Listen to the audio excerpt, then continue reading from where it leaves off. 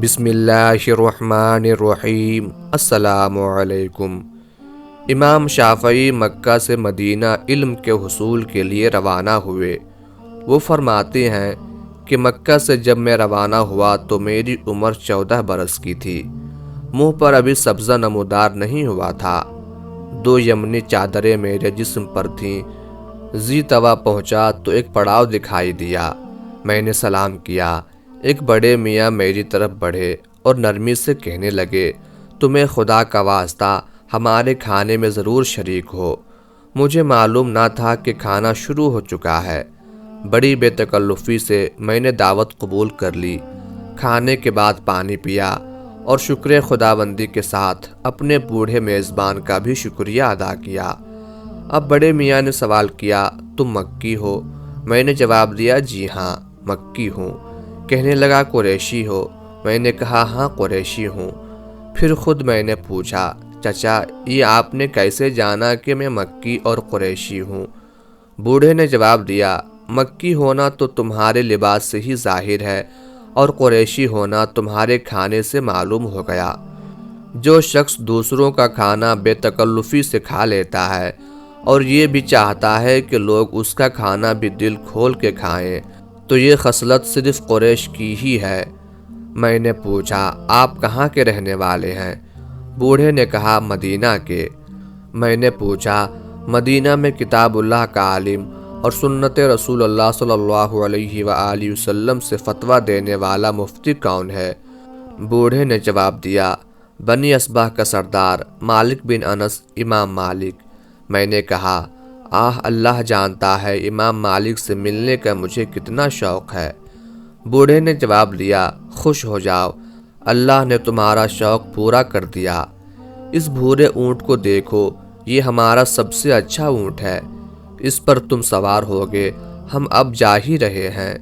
رستے بھر تمہاری ہر طرح کی خاطر کریں گے، کوئی تکلیف ہونے نہ دیں گے اور مدینے میں حضرت مالک بن انس کے پاس تمہیں پہنچا دیں گے۔ جلد اونٹ قطار میں کھڑے کر دیے گئے۔ مجھے اس بھورے اونٹ پر بٹھایا گیا اور قافلہ چل پڑا۔ میں نے تلاوت شروع کر دی۔ مکہ سے مدینے تک 16 بار قرآن کریم ختم ہو گیا۔ ایک دن میں ختم کر لیتا اور دوسرا رات میں۔ 8ویں دن نماز عصر کے بعد مدینے میں ہمارا داخلہ ہوا۔ رسول اللہ صلی اللہ علیہ وآلہ وسلم کی مسجد میں نماز پڑھی، پھر قبر شریف کے قریب حاضر ہوا اور نبی صلی اللہ علیہ وآلہ وسلم کو سلام کیا۔ یہیں امام مالک دکھائی دیے۔ ایک چادر کی تہبند باندھے تھے، دوسری چادر اوڑھے تھے اور بلند آواز سے حدیث روایت کر رہے تھے۔ مجھ سے نافع نے ابن عمر کے واسطے سے اس قبر کے مکین سے روایت کیا۔ یہ کہہ کر انہوں نے زور سے اپنا ہاتھ پھیلا دیا اور رسول اللہ صلی اللہ علیہ وآلہ وسلم کی قبر انور کی طرف اشارہ کیا۔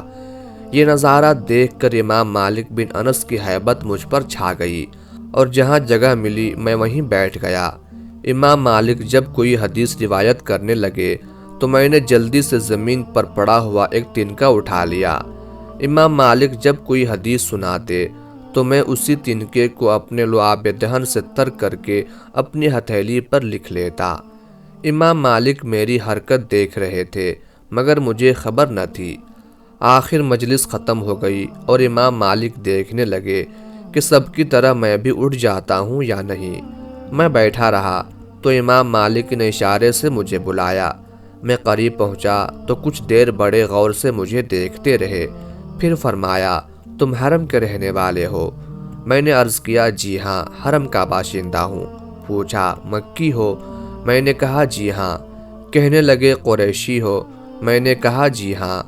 فرمانے لگے، سب اوصاف پورے ہیں مگر تم میں ایک بے ادبی ہے۔ میں نے عرض کیا، آپ نے میری کون سی بے ادبی دیکھی ہے؟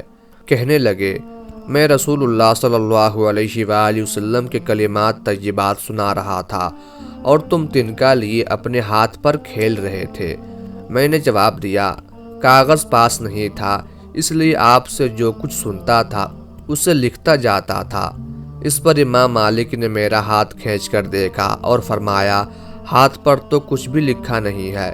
میں نے عرض کیا، ہاتھ پر لعاب باقی نہیں رہتا لیکن آپ نے جتنی حدیثیں سنائی ہیں مجھے سب یاد ہو چکی ہیں۔ امام مالک کو تعجب ہوا، کہنے لگے سب نہیں، ایک ہی حدیث سنا دو۔ میں نے فوراً کہا، ہم سے امام مالک نے نافع اور ابن عمر کے واسطے سے اس قبر کے مکین سے روایت کیا ہے، اور امام مالک ہی کی طرح میں نے ہاتھ پھیلا کر قبر شریف کی طرف اشارہ کیا۔ پھر وہ پوری 25 حدیثیں سنا دی جو انہوں نے اپنے بیٹھنے کے وقت سے مجلس کے خاتمے تک سنائی تھی۔ یوں امام شافعی رحمۃ اللہ علیہ کی اپنے استاد سے پہلی ملاقات ہو گئی۔